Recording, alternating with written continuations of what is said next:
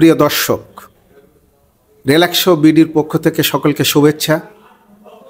আমাদের নিয়মিত পরিচালনা করা বেসরকারি স্কুল কলেজ শিক্ষক কর্মকর্তা কর্মচারীদের অবসর জীবনের উপরে যে দীর্ঘ বিড়ম্বনা, এই বিড়ম্বনার উপরে প্রতিচ্ছবি তুলে ধরাই আমাদের কাজ। আমাদের বর্তমান প্রজেক্টের ভিতরে আমরা এটা বেসরকারি স্কুল কলেজ শিক্ষক কর্মকর্তা কর্মচারী পেনশনে যাওয়ার পরে অর্থাৎ অবসরে যাওয়ার পরে তাদের যে দুর্বিষহ জীবন, সেই জীবনটা কিভাবে চলে, কেন এমনটি হলো, এমন তো হওয়ার কথা ছিল না। যেদিন তিনি শিক্ষকতা পেশায় এসেছিলেন সেদিন তো তিনি এমন প্রত্যয় নিয়ে এসেছিলেন হাজার হাজার তার শিক্ষিত তার আত্মার সন্তান তৈরি হবে, যারা একদিন এই দেশ নির্মাণ করবে, সমাজ নির্মাণ করবে। সেই প্রত্যাশা নিয়ে যে মানুষটি এসেছিল, বৃদ্ধ বয়সে তাকে কখনো কখনো হাত পাততে হয়, কখনো মুদির দোকানে, কখনো চাউলের দোকানে, কখনো ধার কর্য করতে হয়। এই যে দুর্বিষহ জীবনটা কেন? অবশ্য তিনি কিন্তু অবসর জীবনে কিছু টাকা পাবেন বলে একটি আমার প্রতিশ্রুতি আছে সরকারের পক্ষ থেকে, এবং সেই অনুযায়ী কিছু লোক পাচ্ছেনও। তবে বিষয়টা কি, সেই দীর্ঘ বিড়ম্বনার ইতিহাস তুলে ধরার জন্যে রিল্যাক্সো কাজ করছে। আজকে আমাদের এই রিল্যাক্সোর অতিথি আছেন মাননীয় অধ্যক্ষ মহোদয়, তিনি আমাদের আজকে প্রধান অতিথি রুমা নন্দী।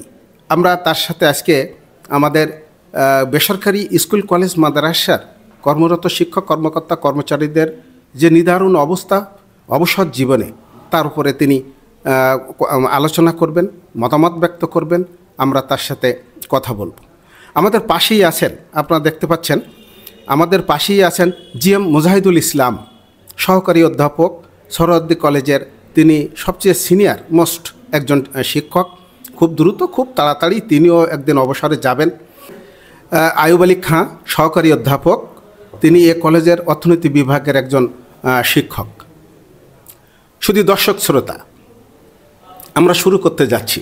অধ্যক্ষ মহোদয়ের প্রতি সবিনয় সম্মান রেখেই বলতেছি যে তার এই দীর্ঘ কর্মব্যস্ততার মধ্যেও তিনি যে সময় করে আমাদের সাথে কথা বলতে আগ্রহী হয়েছেন, এজন্য তাকে আমরা ধন্যবাদ জ্ঞাপন করি।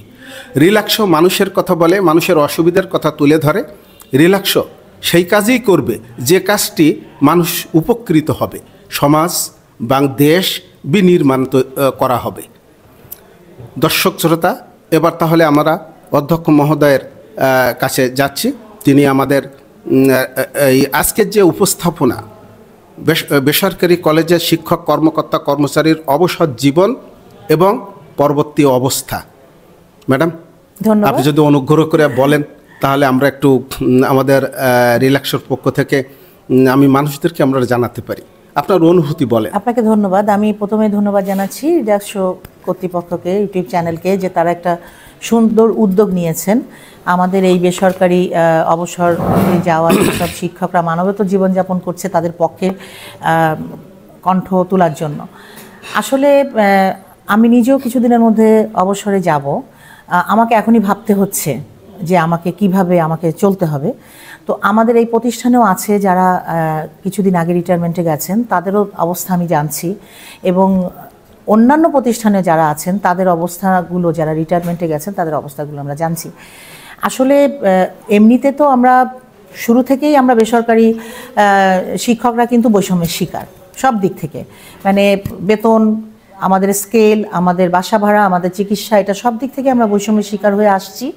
দীর্ঘ আন্দোলন করতে করতে আমাদের অনুদানকে বেতন নামে স্বীকৃতি হয়েছে, তারপরে 50%, 70%, দেন আমরা 100% এসে উপনীত হয়েছি, কিন্তু সেখানে আমরা পরিপূর্ণ আমাদের সুবিধাটা আমরা পাই না। মানে আমার মনে হয় না পৃথিবীতে আর কোনো দেশে এরকম দুই রকম বেতন বৈষম্য আছে কি না, যে শিক্ষকদের ক্ষেত্রে, যেখানে বেসরকারি খাতে মানে বেসরকারি প্রতিষ্ঠানে আমাদের প্রায় 70%-এর উপরে স্টুডেন্টরা আমাদের বেসরকারি প্রতিষ্ঠানে তারা শিক্ষা গ্রহণ করে থাকে, সেইখানেই আমাদের শিক্ষকরা বৈষম্যের শিকার। আরো বড় কথা, ম্যাডাম আপনাকে একটু ইন্টারাপ্ট করি। এই যেমন আপনি বলতেছেন 70%-এর উপরে বাংলাদেশের শিক্ষা ব্যবস্থায় আমরা বেসরকারি প্রতিষ্ঠান থেকে আমরা শিক্ষার ব্যবস্থা হয়েছে এবং আমরা তা দিয়ে থাকি, এবং এর সামর্থ্য সবকিছু কিন্তু আমরাই দিই বেসরকারি কলেজ। আমরা মানে আমি না, বেসরকারি কলেজের শিক্ষক কর্মকর্তা কর্মচারীগণ। এত বড় একটি মানে ব্যবস্থা, এই ব্যবস্থা যারা বিনির্মাণ করেন, যারা তৈরি করেন, যারা এখানে প্রতিষ্ঠিত করেন, তারা এই যে বঞ্চিত, তারা যে উপেক্ষিত, তারা যে সমাজের অচ্যুত বলে আপনি কি মনে করেন? অবশ্যই, অবশ্যই। আমরা দেশে 70% মেধা তৈরিতে আমরা অবদান রাখছি, সেখানে আমাদের মানে ভবিষ্যৎ, আমাদের বর্তমান বিষয়গুলোকে, অর্থনৈতিক বিষয়, আমাদের জীবনযাত্রা, আমাদের সামাজিক অবস্থা, আমাদের সন্তানদের কথা, আমাদের পরিবারের কথা, সেখানে ভাবার অবকাশ অনেকেরই নেই, সংশ্লিষ্ট কর্তৃপক্ষের নেই। আমরা বারবার আমাদেরকে আন্দোলন করে এই পর্যন্ত পৌঁছাতে হয়েছে। আমরা এই যে আন্দোলনের কথা বলতেছিলেন ম্যাডাম, এ প্রসঙ্গে একটু বলে রাখি, দেশ স্বাধীন হয়েছে প্রায় 50 ঊর্ধ্ব, 52-53 বছর হয়ে গেল, 54 হওয়ার মতো অবস্থা।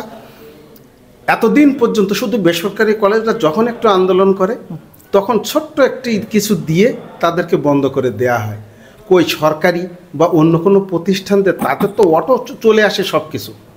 এই বিশাল জনগোষ্ঠী যে এইভাবে নিগৃহীত হয়, এই পরিস্থিতির উপরে ম্যাডাম একটু আলোকপাত করবেন, কেন হয়? আমি বর্তমানে ছোট্ট একটা উদাহরণ দিতে পারি। বর্তমান দেখেন, এখন যে বিষয়টা হতে পারে, অনেক জটিলতা, অনেক কিছু সম্ভব হতে পারে। আমরা কিন্তু এই মাস থেকে কিন্তু ইএফটিতে বেতন পাচ্ছি। আচ্ছা, বেতন পাচ্ছি, ঠিক আছে। এখানে একটা বিষয়, আজকে 1 সপ্তাহের উপরে হয়ে যাচ্ছে, আমাদের যাদের বেতন আমাদের ইএফটিতে ঢুকে গেছে, কিন্তু যেসব শিক্ষকদের ইএফটিতে এখনো 1 সপ্তাহের মধ্যে কোনো বেতন আসেনি এবং তাদের কোনো রকম ইনফরমেশন না ব্যাংক দিতে পারছে, না কোনো কর্তৃপক্ষ দিতে পারছে, না কোনো ডিজি দিতে পারছে। আমি তো দেখি আমার প্রতিষ্ঠানের শিক্ষকদের, তাদের মুখের দিকে তাকালে আমি বুঝি যে নির্দিষ্ট সময় বেতনটা না ঢুকলে অ্যাকাউন্টে, প্লাস আমার অন্যান্য সহকর্মীরা বেতন পাচ্ছে, আমার মধ্যে আমার প্রতিষ্ঠানেই প্রায় 13 জনের উপরে তাদের বেতন ঢোকেনি। অন্যান্য আমার আশেপাশে অনেক কলেজে শুনেছি 30-40 জনের বেতনও ঢুকিনি, এরকম অবস্থা। তো এই বিষয়টা নিয়ে কিন্তু আমরা 1 সপ্তাহ ধরে যোগাযোগ করার চেষ্টা করছি, কোনো কর্তৃপক্ষের কাছ থেকে কোনো রকম পজিটিভ কোনো কিছু পাচ্ছি না। এটা কি ধরনের বিষয়? এটা কি ধরনের সিস্টেমের মধ্যে আমরা চলছি? আর অবসরের কথা যদি বলেন, কেন আমি একটা শিক্ষক, আমার একটা বেতন ভাতা নিয়ে আমি নির্দিষ্টভাবে, আমি হয় না, চলে না আমার, তারপরে আমি চলছি, আমরা চলতে চলতে এখন আমি রিটায়ারমেন্টে চলে গেলাম। কালকে থেকে আমি জানি না, সামনের মাস থেকে আমার কোনো ইনকাম নেই। আমি 30,000 পাই, 35,000 পাই, আর ধরেন 22,000 যেটাই পাই, আমি তো পেতাম, সেটা দিয়ে ডাল ভাত আমার শিক্ষকরা খেত। তাহলে সেইটা আমার সামনের মাস থেকে আসবে না। কল্যাণের টাকা পেতো 2 বছর লেগে যাচ্ছে। আচ্ছা, এখন আমি কল্যাণের টাকা ভেঙে খেয়ে ফেললাম, তারপরের থেকে আমি কিভাবে চলবো? আমার অবসরকালীন যে প্রভিডেন্ট ফান্ডের টাকা, আমি সেটা পাচ্ছি না। আমার 5 বছরের মধ্যে আমার বাসায় আমার সন্তানের লেখাপড়া আটকে থাকবে। আমরা আবার আপনার কাছে আসবো। জি, আমরা আবার আপনার কাছে আসবো। আমি যেহেতু আপনার কলেজের একজন বর্ষিয়ান শিক্ষককে আজকে আমি পেয়েছি, আমি তার কাছ থেকে আসলে কিছু তথ্য আমি পেতে চাই, রিল্যাক্সও পেতে চাই, যা মানুষ জানবে রিল্যাক্সের মাধ্যমে।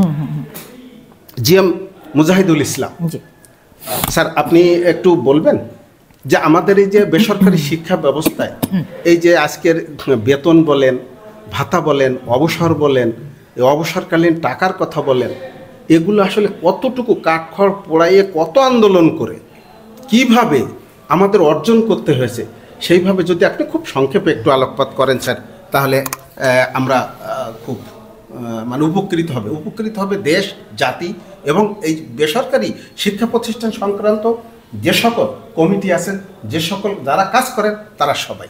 Please sir. ধন্যবাদ আপনাকে আজকে এই আলোচনা অনুষ্ঠানে আয়োজন করার জন্যে।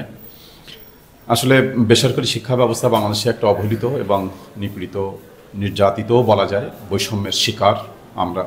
দীর্ঘ চড়াই উত্তরার সংগ্রামের পথ পেরিয়ে আজকে আমরা এই জায়গায় আসছি। আজকে এই অনুষ্ঠানে বসে আমি প্রথমেই স্মরণ করতে চাই প্রফেসর এম শরীফুল ইসলাম স্যারকে, যিনি আমাদের এই যে অবসর ভাতার রূপকার বলা যায়, একজন জীবন্ত কিংবদন্তি বলা যায়, যিনি এই অবসর ভাতার রূপকার, এবং তার সাথে ছিলেন প্রফেসর মাজারুল হান্নান স্যার, যিনি এই কলেজের একসময় প্রাক্তন অধ্যক্ষ ছিলেন। তিনিও এই দীর্ঘ আন্দোলন সংগ্রামের সাথী শরীফ স্যারের। শরীফ স্যার তার জীবদ্দশায় এই অবসর ভাতা উনি করে গেছিলেন, কিন্তু মজার বিষয় হচ্ছে যে উনি এই অবসর ভাতার একটি টাকাও উপভোগ করে যেতে পারেননি, এবং ওনার শেষ জীবন কেটেছে বিনা চিকিৎসায় বলা যায়, অর্থের অভাবে, কষ্টে। অথচ যখন উনি যে কলেজে চাকরি করতেন, সেই তেঁতুলিয়া কলেজে যখন সরকারি হয়, তখন উনি সরকারিকরণ না হয়ে উনি ঢাকায় চলে আসেন অন্য একটি মোহাম্মদপুর কেন্দ্রীয় কলেজে। কারণ উনি বলেছিলেন যে আমি যদি আজ সরকারি কলেজে সরকারিকরণ হয়ে যাই তাহলে আমার শিক্ষকদের যে আন্দোলন দীর্ঘ সংগ্রামের পথ, এই পথ থেকে আমার শিক্ষকরা বঞ্চিত হবে। নিজের সুখকে বিসর্জন দিয়ে যিনি বেসরকারি শিক্ষকদের কথা চিন্তা করে নিজের প্রলোভন তিনি না নিয়ে তিনি ঢাকা বোর্ডের চেয়ারম্যানের পদও গ্রহণ না করে আমাদের এই সংগ্রামের সাথে একাত্মতা ঘোষণা করেছিলেন সেই প্রফেসর শরীফুল ইসলাম স্যার আজকে আমাদের মাঝে নেই। তার আত্মার শান্তি কামনা করি, সে আল্লাহ যেন তাকে সর্বোচ্চ মাকাম দান করে। তো আমরা আমরা যে বেসরকারি শিক্ষা ব্যবস্থা এদেশে যখন দেশ স্বাধীন হয়, স্বাধীনতার পরে এদেশে আমাদের মাত্র বেতন ছিল 50 টাকা, আর ছিল 75 টাকা। তারপর 206 দিন স্ট্রাইকের পর আমাদের বেতন হয় 100 টাকা অনলি। এই সংগ্রামের পথ অনেক সংগ্রাম, এটা বলতে গেলে দীর্ঘ সময় লাগবে, আমি এতটা না যাই। আমাদের মূলত বেসরকারি শিক্ষা ব্যবস্থার আমূল যে পরিবর্তনটা হয় সেটা হচ্ছে 1981-তে আমরা ন্যাশনাল পে স্কেলের অন্তর্ভুক্ত হওয়া। তৎকালীন প্রেসিডেন্ট শহীদ জিয়াউর রহমান আমাদেরকে ন্যাশনাল পে স্কেলের অন্তর্ভুক্ত করে যান এবং উনি এই সময় 5 সদস্যের মন্ত্রিপরিষদের 5 সদস্যের একটা কমিটি গঠন করেছিলেন যে আগামী 5 বছরের ভিতরে কিভাবে এই শিক্ষাকে জাতীয়করণ করা যায় তার রূপরেখা তৈরি করার জন্য। তো আমাদের দুর্ভাগ্য সেই শহীদ জিয়াউর রহমান সাহেবও পরে কিছু দেশের ঘটনার জন্য উনিও শহীদ হলেন। আমরা আবারও নির্যাতনের এবং অবহেলার শিকার শুরু হলো আমাদের যাত্রা। প্রিয় দর্শক মণ্ডলী, আমরা অধ্যাপক মুজাহিদুল ইসলামের কাছ থেকে আমরা শিক্ষক আন্দোলন, কর্মকর্তা কর্মচারী আন্দোলনের ইতিহাস শুনতেছিলাম বেসরকারি স্কুল কলেজ মাদ্রাসার বাংলাদেশ অভ্যুত্থানের পরে তাদের চাকরি জীবনের মজুরির ব্যবস্থা, সেখান থেকে আস্তে আস্তে ধীরে ধীরে আজকে এই পর্যন্ত যে লম্বা ইতিহাস, বেসরকারি স্কুল কলেজ মাদ্রাসা শিক্ষক কর্মকর্তা কর্মচারীদের উপর দিয়ে যে ঝড় বয়ে গিয়েছে, সেই ঝড়ের ইতিহাস আমরা শুনতেছিলাম। একটি লম্বা ইতিহাস। সঙ্গত কারণে আমরা এই ইতিহাসটাকে 2টি পর্বে ভাগ করে ফেললাম,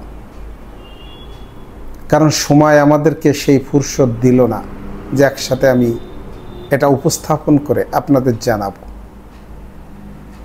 দ্বিতীয় পর্ব দেখার জন্য আপনাদের কাছে অনুরোধ রইল। আপনারা জানুন বেসরকারি স্কুল কলেজ মাদ্রাসার শিক্ষক কর্মকর্তা কর্মচারীদের যে বেতন বৈষম্য, এই বেতন বৈষম্য একদিনের না, দীর্ঘদিনের, দীর্ঘ বছরের, দীর্ঘ যুগের কবে হবে অবসান, আমরা দ্বিতীয় পর্বে জানতে পারব।